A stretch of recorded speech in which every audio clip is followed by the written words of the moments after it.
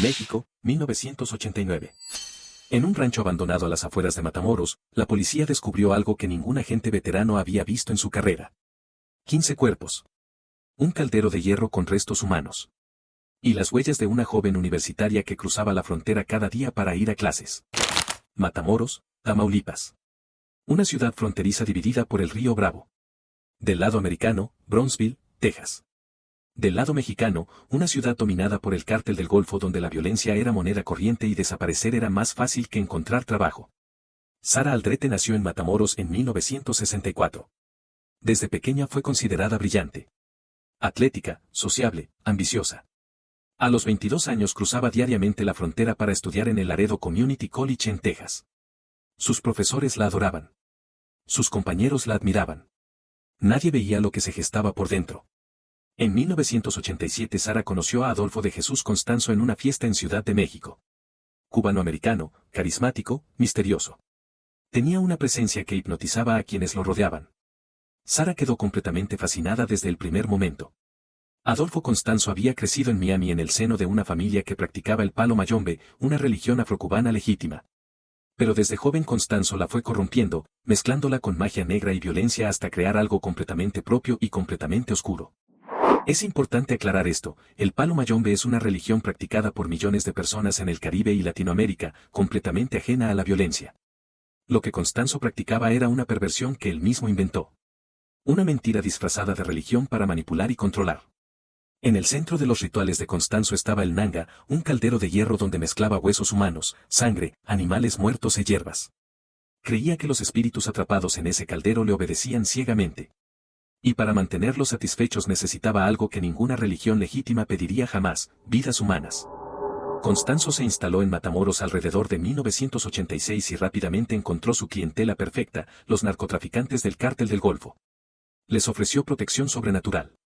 Les prometió que sus rituales los harían invisibles ante la ley y que ninguna bala los alcanzaría. Los narcotraficantes, supersticiosos por naturaleza y desesperados por sobrevivir en un mundo donde la muerte llegaba sin avisar, creyeron cada palabra. Pagaban enormes sumas de dinero por las ceremonias. Constanzo se volvió indispensable para el cártel. Sara Aldrete se integró rápidamente al núcleo del culto. Constanzo le dio un título, la madrina. Cuando él no estaba presente, Sara dirigía los rituales y mantenía el orden entre los miembros. Era su mano derecha, su voz de autoridad. Y según los testimonios del juicio, una participante activa en los crímenes. Lo más perturbador de Sara era la precisión quirúrgica con que separaba sus dos mundos. Por las mañanas, estudiante modelo en Texas, capitana del equipo de voleibol, sonriente y normal. Por las noches, participante en rituales que desafían toda descripción. Durante meses nadie sospechó absolutamente nada. El cuartel general del culto era el rancho Santa Elena, ubicado en las afueras de Matamoros. Desde afuera parecía un rancho abandonado más en 300. Por dentro era un escenario de terror, altares, objetos rituales, y debajo de la tierra, los secretos más oscuros del culto. Los rituales comenzaban siempre después de medianoche. Constanzo dirigía cada paso con precisión casi militar. Cantos en lengua yoruba, ofrendas de sangre animal, y finalmente lo que él llamaba el sacrificio mayor. Las víctimas eran personas escogidas al azar, indigentes, rivales del narco, personas que nadie buscaría. Las primeras víctimas pasaron casi desapercibidas. Cuerpos encontrados en la periferia de Matamoros con signos extraños, órganos extraídos, marcas rituales. La policía local los archivaba como crímenes del narco sin investigar a fondo. Eran personas que el sistema consideraba prescindibles. Nadie dentro del culto podía salir. Constanzo les repetía que los espíritus del nanga perseguirían eternamente a cualquiera que los traicionara. El miedo sobrenatural era tan efectivo como una pistola apuntando a la cabeza. Algunos miembros querían escapar pero no se atrevían. Marzo de 1989. Spring Break. Mark Kilroy, estudiante universitario de 21 años de Austin, Texas, cruzó la frontera con 3 amigos para pasar el fin de semana en Matamoros. Era un joven como cualquier otro, rubio, simpático, con toda la vida por delante. Nunca imaginó que cruzar ese puente sería lo último que haría libremente. La noche del 14 de marzo, Mark y sus amigos recorrieron los bares de la ciudad. En un momento de la madrugada Mark se separó del grupo por apenas unos minutos para caminar hacia la frontera. Esos minutos le costaron la vida. Sus amigos esperaron horas antes de reportar su desaparición. Jim y Ellen Kilroy volaron inmediatamente a México. Se instalaron en Matamoros y recorrieron cada calle, cada bar, cada hospital. Pegaron carteles con la foto de su hijo en toda la ciudad. Su presencia constante ante los medios internacionales mantuvo el caso en el ojo público. La desaparición de un ciudadano americano cambió todo. La DEA, el FBI y la policía mexicana formaron un equipo conjunto. Era la primera vez que agencias de ambos países trabajaban coordinadas en un caso así. La presión diplomática era enorme. El 9 de abril de 1989 un joven llamado Serafín Hernández pasó por un retén policial sin detenerse. Los agentes lo persiguieron hasta el rancho Santa Elena. Serafín no huyó porque pensara que podía escapar, huyó porque genuinamente creía que los rituales lo hacían invisible para la policía. Al ser capturado, Serafín confesó todo sin mostrar miedo. Describió los rituales, señaló el rancho y habló de los sacrificios con una calma que perturbó a los investigadores. Seguía convencido de que los espíritus lo protegerían de cualquier consecuencia legal. Cuando los investigadores entraron al rancho Santa Elena, lo que encontraron los dejó sin palabras. Altares con restos humanos. Ropa ensangrentada. El nanga lleno de huesos y sangre.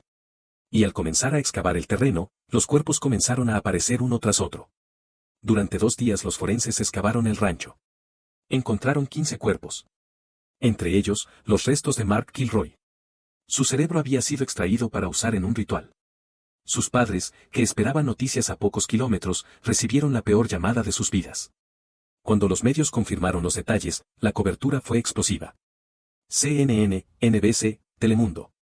La combinación de narcotráfico, satanismo y sacrificios humanos era algo que el mundo nunca había visto en un caso criminal real. El rancho Santa Elena se convirtió en el lugar más fotografiado de México.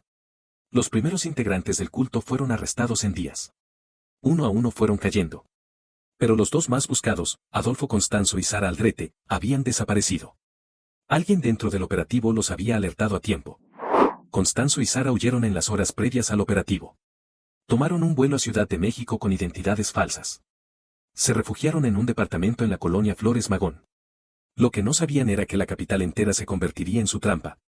Durante semanas vivieron encerrados en el departamento, viendo las noticias sobre su propia búsqueda. Constanzo comenzó a desmoronarse. El hombre que se creía invencible, protegido por fuerzas sobrenaturales, veía cómo su mundo se derrumbaba desde un pequeño televisor. Un vecino del edificio reportó actividad sospechosa, personas que nunca salían, ruidos extraños, caras que no reconocía. La policía de Ciudad de México rodeó discretamente el edificio el 6 de mayo de 1989. Era el fin. Cuando la policía anunció que rodeaban el edificio, Constanzo entró en pánico total. Comenzó a destruir evidencia, gritaba de manera incoherente. El hombre que había prometido invulnerabilidad sobrenatural a sus seguidores se derrumbaba en pedazos frente a ellos. En sus últimos minutos, Constanzo abrazó a su pareja Martín Quintana y le entregó el arma. Le ordenó que los disparara a ambos. Era su último acto de control, morir en sus propios términos antes que enfrentar a la justicia que siempre creyó que nunca lo alcanzaría. Sara Aldrete salió del departamento con las manos en alto.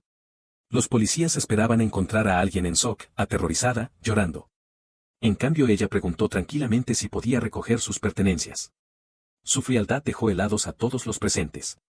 Durante los interrogatorios Sara construyó cuidadosamente su defensa, ella era solo una estudiante que había caído bajo el dominio de Constanzo. Una víctima más. Pero los testimonios de otros miembros del culto contaban una historia completamente diferente. Miembro tras miembro del culto declaró lo mismo, Sara no era una víctima. Era la madrina. Dirigía rituales cuando Constanzo no estaba. Participaba activamente en las decisiones del grupo. Su rol no era el de una persona manipulada sino el de una cómplice convencida. El juicio de Sara Aldrete comenzó en 1990 y fue seguido por todo México. La sala estaba siempre llena, periodistas, criminólogos, familias de víctimas y ciudadanos comunes que querían ver a la narcosatánica de cerca. El veredicto fue contundente. Sara Aldrete fue condenada a 62 años en el primer juicio. En procesos posteriores, las sentencias acumuladas superaron los 600 años de prisión. Una de las condenas más largas en la historia del sistema judicial mexicano. Además de Sara, 14 integrantes del culto fueron procesados y condenados. Las sentencias sumadas alcanzaban miles de años.